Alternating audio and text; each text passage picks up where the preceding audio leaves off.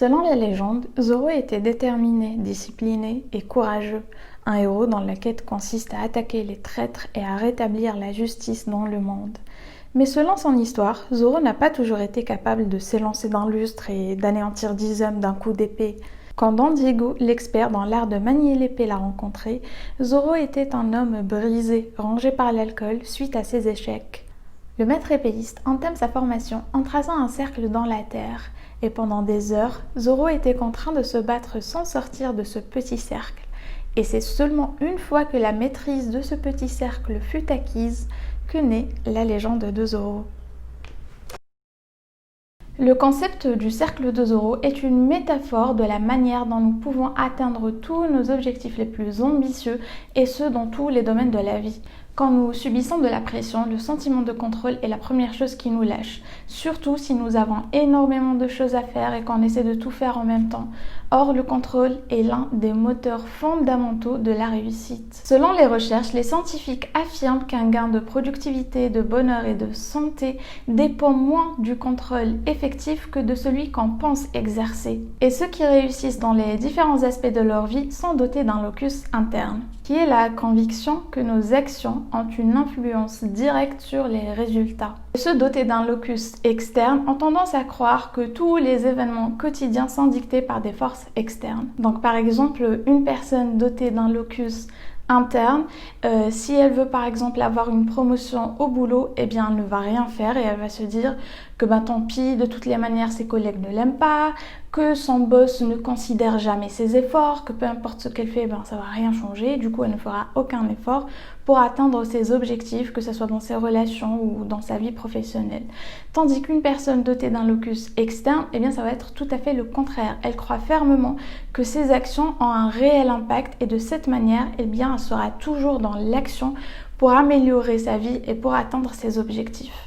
Bien entendu, ce n'est pas parce que vous avez un locus interne que ça va jamais changer, bien au contraire, et on va voir ça un petit peu plus tard dans la vidéo. Le premier cercle que nous allons tracer est celui de la conscience de soi.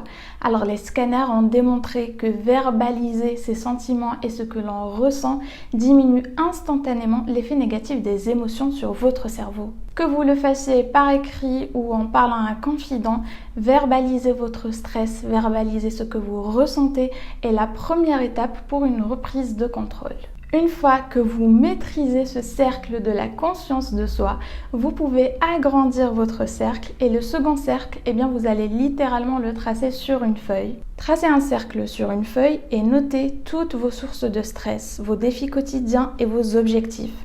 À l'intérieur du cercle, notez ce qui est sous votre contrôle et à l'extérieur, ce que vous ne maîtrisez pas. L'important, c'est de démêler les sources de stress dont il faut se débarrasser car elles ne sont plus de notre responsabilité et de déterminer les domaines dans lesquels nos efforts auront un réel impact afin de pouvoir concentrer notre énergie à bon escient. Cela aura le même effet que de pincer un tuyau pour avoir un jet d'eau beaucoup plus puissant.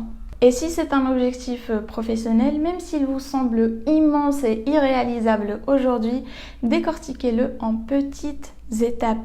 Ensuite, encerclez la première étape, maîtrisez-la et ensuite vous pourrez élargir votre cercle jusqu'à englober de plus en plus d'étapes et ainsi vous rapprocher de plus en plus de votre objectif final. Et la première étape devrait être quelque chose de plutôt relativement simple comme passer un coup de fil ou encore brainstormer des idées, trouver le nom de votre projet ou encore faire une recherche sur internet par rapport à ça.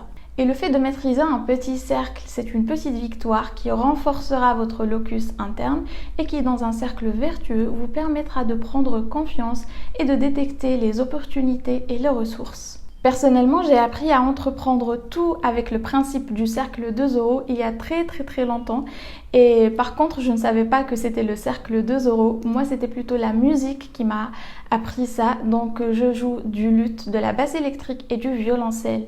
Et après beaucoup de frustration au début de mon apprentissage musical, j'ai compris qu'on ne peut pas apprendre à jouer un morceau avant de décortiquer ses différentes parties, ses transitions et de ne pas chercher à passer à la seconde partie avant de maîtriser la première, même si elle est plus facile.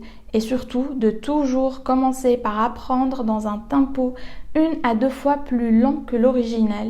Et une fois que toutes les notes sont apprises, j'élargis mon cercle en apprenant à le jouer à la même cadence. Et ceci m'a permis d'apprendre mes morceaux plus facilement et plus rapidement. Et j'utilise cette méthode de se concentrer sur un cercle et de l'élargir en fait au quotidien.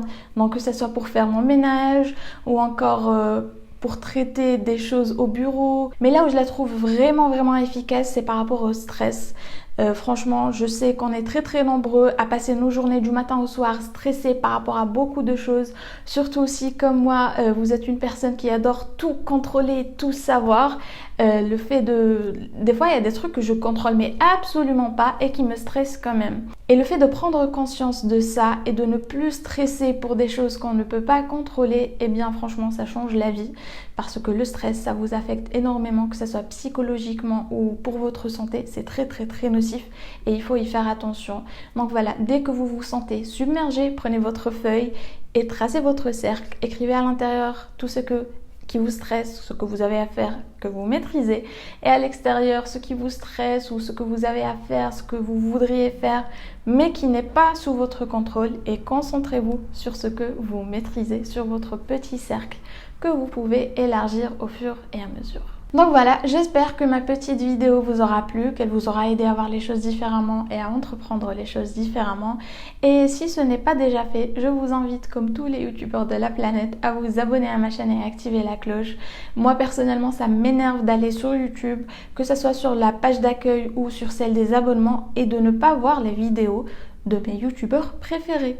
YouTube ne me les propose plus, il me propose que des trucs qui ne m'intéressent pas et je dois aller chercher les youtubeurs quand je m'en souviens. Je fais carrément une recherche pour pouvoir voir leurs dernières vidéos.